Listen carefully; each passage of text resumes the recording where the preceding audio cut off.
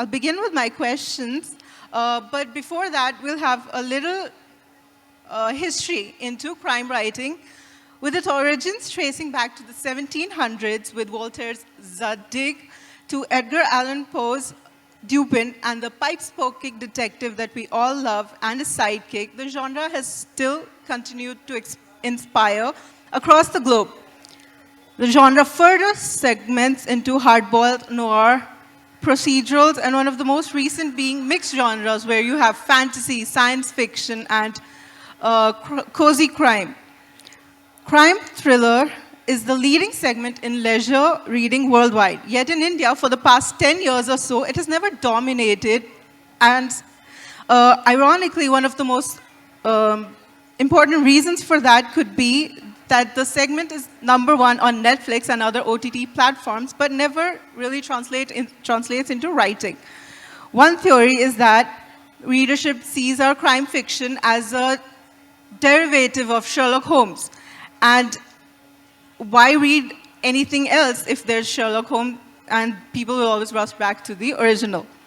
So after the classics, there's hardly been any other writing in English, original. So yes, we've had scattered novels, but the output is less than 5 to 10, maybe. So my question to the panelists is, do you think any change in the genre has happened, either in the settings or the way that they've been written? Anyone can take on this question and begin. Good morning, everybody. I'm Kanchana Banerjee, and it's such a delight to be here at Bangalore Literature Festival and to see a packed venue. This is one of my favorite festivals for many reasons. One being I began my journey as an author from here. And also, this is one of the most well-attended festivals I've ever attended. So it's so nice to see so many book lovers here in the audience. And to answer your question, Anupama, I think all genres have kind of evolved and changed, and new elements have come into it. And of course, like thrillers have been written, loved, read for decades, for years. I mean, Agatha Christie, Sherlock Holmes, etc. But nowadays, and this is entirely my opinion, I see a lot of domestic thrillers, being written, and they are huge bestsellers, at least internationally. By domestic thrillers, I mean, while the name doesn't sound very good, it does sound a little kind of sexist, but that's not my intention. Like what I mean is that there are a lot of these books which are being written on the complexities of, psychological complexities of a woman in relationships, like, Gillian Flynn's Gone Girl, Mary Kubica's books, and then Alice Feeney, when she's written Sometimes I Lie, Rock, Paper, Scissors, which is a huge international bestseller, which talks about, a marriage between a man and a woman, and that's what rock, paper, scissors. So every milestone of a marriage is kind of one thing. So a lot of psychological issues are being explored, and psychological darkness is explored in thrillers nowadays, and a lot of true crime. True crime is a huge subgenre in thrillers. What do you think? Yeah, I agree. I'm quite excited about the explosion of domestic thrillers. I think the turning point was Gone Girl and Gillian Flynn with that novel, because up until then, I think crime fiction was written by men, and it was from a male perspective, and sometimes with a bit of a male gaze on it. So and women being the ones more vulnerable to violent crimes, I think wanted to sort of reclaim that narrative a little bit, and to it sounds strange to say that women feel empowered by consuming true crime, but it absolutely is the case. Women feel, because they kind of turn the lens on, demystifying some aspects of it for women, thinking a little bit more about safety, and also taking the perpetrators off that pedestal that they've been put on, like Ted Bundy, as a classic example, right? Has been kind of mythologized, and I think when women have taken on true crime, they've kind of they've questioned that a little bit. So it's quite exciting actually to see this resurgence in crime fiction and in suspense and thrillers, and it being given this feminist lens. Hello. I'm actually not the right person to answer this question because I'm not really a crime novelist. I'm a humor writer, and the novel which was published by Hachette was my one and only so-called crime novel. It's because it's basically a humor novel, but I wrote it in the form of a whodunit, but I turn everything upside down, So I've got a stupid policeman, but he turns out to be clever, and I've got a and I've got a so-called smart detective, but he turns out to be a crook at the end, and that sort of thing. So I've taken all the chestnuts of the whodunit genre, and I've turned them upside down to produce humor. So I'm not really a specialist in this area, so I couldn't really answer this question. Thanks. Sorry. Hello, my name is Shevlin Sebastian. I feel today the biggest change that has come is the very short attention span of readers. To hold the attention of a reader is becoming extremely difficult.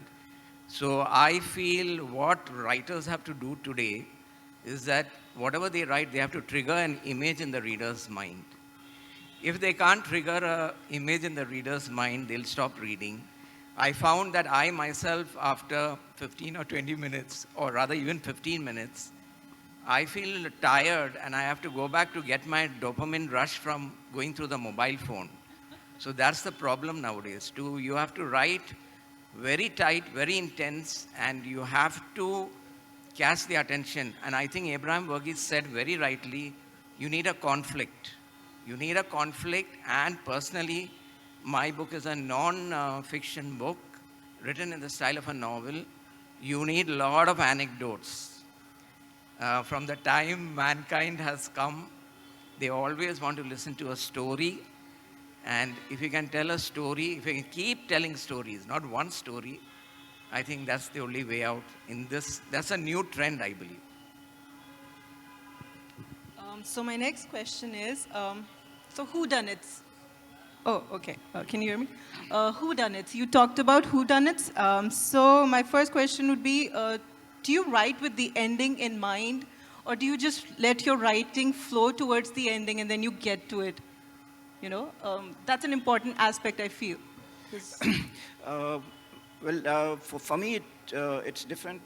It's evolved. When I started writing, I attended all these writers courses where they told you, you have to plan everything out and, make chapter plans and all that stuff, and make chapter plans and all that stuff. So initially, that's how I used to work on my initial novels. I used to, work with the ending in mind and, plot everything out. And but of late, I've started writing in a completely, freestyle manner. That's partly because I've started working again. I'd taken a long break from work in order to write, so I could, work write the full time. But recently, I've started working again, and obviously, I don't have so much time to write. So when the manager isn't looking, I type a little bit. So obviously, I can't plan to have all. I can't have all these elaborate. Planning and all that. So I write in a completely freestyle manner now. So I just let my imagination take me where it will. I've got no idea where the story is going to go. And actually, it works out pretty well. If you have a very complex plan and all that, during the planning stage it's fun, but then the writing becomes a chore. And when you're writing in this freestyle manner, your story goes like this, like this, like this. It takes all kinds of twists and turns which you would never have thought of otherwise if you were planning everything in advance.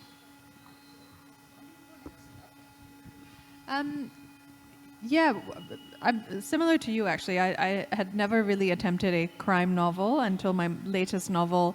And then even then, I'm a little bit ambivalent about the description of it as a crime novel because it's more kind of social commentary, domestic fiction, contemporary women's fiction. I don't know. It seems to be everything else but a crime novel, but there is a murder in it. And as long as there's a murder in it, then they put it on the shelves as crime because that's where the marketing gets to tick their box. And with that, I was quite nervous about having to solve a crime. Essentially, you're setting up a crime that then you have to resolve, and you have to make the ending, like any ending, but especially with a whodunit, you have to make it surprising yet inevitable, right? So it can't be a killer that no one has ever seen before, but it can't be someone that everyone has guessed from the beginning. It has to be someone that's kind of in the periphery of their vision, and you've kept them away a little bit, but not too far away. So there's this real balance, and I discovered that if I tried to contrive that ending, the reader was going to catch on, was going to know what I was doing. So I decided to leave that element of surprise to myself as well. I thought, maybe I don't know. Maybe I don't know who's the killer. Maybe I write and I plant all these seeds in the narrative, and then I read back on the draft and I go, ooh, maybe this one. In the same way that the reader does, right? If you're trying to look out for who the killer is or who the criminal is, you start to kind of pick things out and try to guess ahead. So I actually did that a little bit with my own book. It was scary. It's not how I usually do things. I like to know what happens at the end, but I think that's a more authentic way, perhaps, to get to that ending. Yeah, that's a good point about the clues, because readers of whodunit, they expect clues, and when you're writing in this freestyle manner, obviously you can't have clues. So what I do to fix that is go back and put in the clues. So, I write very differently than from what Balli and Pashupati said. I've written 5 crime thrillers, so I guess I've moved over to the dark side, as my editors say. And I'm a very detailed plotter. And, as Mr. Verghese was, speaking in his keynote, the epiphany. So, for me, the starting point of the story and the ending of the story, it just comes to me in a flash. And the rest of it is just the journey between the starting point and the end, and then I plot. But these two moments, the starting point and the ending point, as to who is going to be the culprit and what will happen to the main villain, it just comes to me in a flash. And if that does not come, then I can't start writing the story. And the rest of it is then I plot, and then I think, and then I structure. So I'm a very kind of instinctive and a very detailed plotter. But these 2 final moments, the first moment and the penultimate moment, it has to come to me in a flash. And that's what has happened for the 5 books that I've written and published. So those are the key moments for me. Okay, for me, I did a true crime story. So I was interviewing this subject, and I did not know the ending. I used to talk to the subject, then he'll say, sir, suddenly I remember this. So it was like peeling off the layers of an onion. Each time we used to pick up something, then suddenly he'll say that this happened. So as he was going in this exercise of remembering this crime which took place, he came up with new angles. So the ending, I also got stunned at the ending. When we came to the end of the narrative, we had started somewhere. We started in this story set in Kannur in North Kerala, and it ended up in a prison in Doha in Qatar. So that's how the story, it went like that. So their method is, I think you need to use the unconscious a bit. The unconscious can figure out what is the next step in the writing. So if you write today and if you sleep over it, next day you might get some new angles to your story. That is one way. The others, of course, the plotting, that you know where the end is, and then you use a lot of imagination to come to the end. So there are 2 ways. So as a non-fiction writer for this particular book, I depended on the subject to take me forward. Thank you. Okay. My next question is, do you believe that crime novels, with respect to India, they've become a powerful vehicle for social commentary? Anyone who wants to? I completely agree with you, Anupama. While I can just talk for myself that each of my books, each of my each of my books, while of course I didn't start off with the intention of making a social commentary, but we live in a society where things are happening around us. We read newspapers, we watch TV, we kind of hear of various criminal activities and other ugly things happening around us. So willy-nilly, those events kind of, influence us, and they seep into our consciousness. So, just to give an example, in my second book, Nobody's Child, the main antagonist and the main villain, she's a woman, and she's inspired by a woman. I don't want to take her name, but there was a huge case about her and her husband, and allegedly she killed her own daughter while she was, sitting at the rear seat of the car. And my third and my another book of mine, Eye on You, is about excessive social media posting and and the dangers of having science and technology, advanced technology at home. That because everything is on our mobile nowadays. Our bank accounts, our smart door operators, and everything else, or a CCTV camera which we operate through through our phone. So if someone hacks into our phone, they have access to a lot of information, probably access to our homes. A lot of social, what's happening out there in society is, of course, completely influences what we write, and thrillers do kind of spring out of those.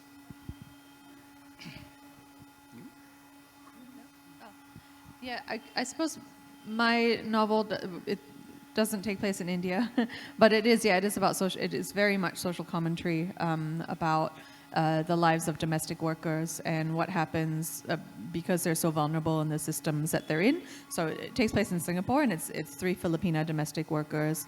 And similar to you, actually, I was very inspired by a real life case. I'd be curious to know how many of us actually, get that flash, that kind of excitement of, and that inspiration from real life cases, because they're all there for us in a sense.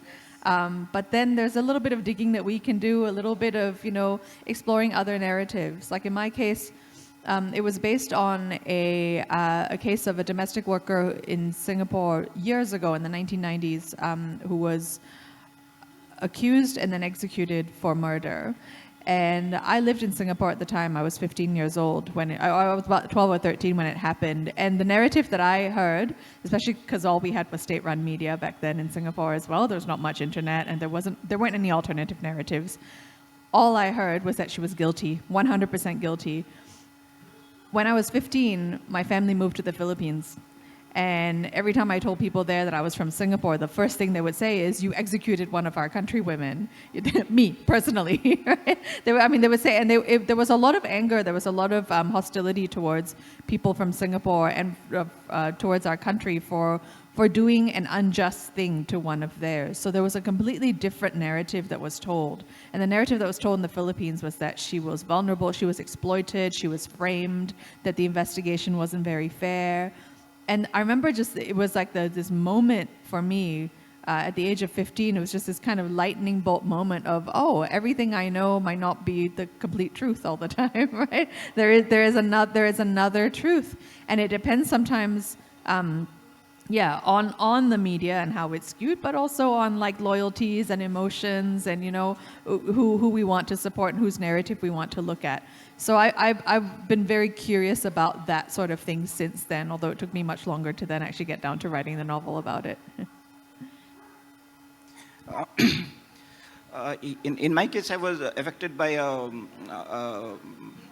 crime case which I think most of you would have been affected by, which is the Arushi murder case. So I think it affected all of us because, here was a, middle class family like all of us, and suddenly, they wake up one fine day and the daughter is dead and the whole life is turned upside down. And so that had affected me a lot. So that is what resulted in my latest novel.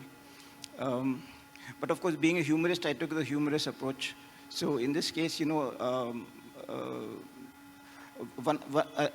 a typical middle-class apartment, one of the neighbors is found dead in suspicious circumstances. And then a policeman comes and he starts interrogating everybody and quite rudely. And, basically the middle class, the comfortable middle class lives of a whole lot of people are just turned upside down. So my whole novel is basically about that, rather than being a whodunit, about how lives are turned upside down by a criminal investigation. And of course, it's a humorous novel, so I take the humorous approach, but the feelings behind it are real. Okay, my book is called The Stolen Necklace, and it has got a very strong social message, and that is about false cases. Too many false cases are being filed against people, and the subject of my story, Mr. V.K. Tajuddin, was also, police slapped a false case on him. But he was lucky he came out after 54 days in prison. There's one entire chapter in the book called False Cases All Over India, and people have spent 8, 10, 12 years in jail on a false accusation. So you can imagine the psychological damage it has on the family. First, there's social ostracism. Then the main breadwinner is gone. Who's going to pay the telephone bills, the education bills of the children?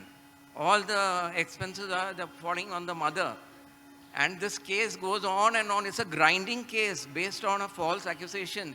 After 12 years, they say that you are innocent, you are exonerated. So this is one major angle to this book.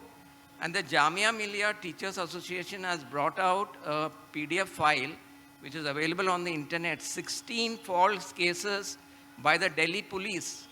And some cases were decided, the conspiracy was decided at the desk of the police officer. We'll do it this way. And none of them have got a slap on the wrist. They have carried on getting the promotions. Nobody has objected to this travesty of justice. So my book, my main aim is to alert civil society and media about this. Second point which I want to elaborate on is they should get compensation. You are spending 12 years in jail and you come out and there's no money. I think the government should compensate for false cases. In the US, several states have compensation. And it is at the rate of $20-25 million. Not all states. We need to sensitize our governments.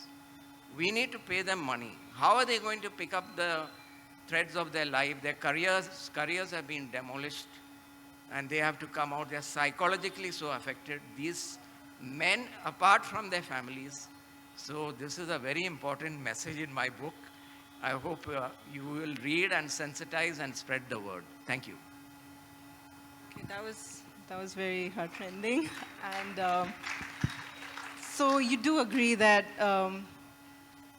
we can use whodunits to explore wider character building and all of these serious issues, because what better to start a conversation than crime, right? Because it brings people to talk about something and everyone has a different point of view.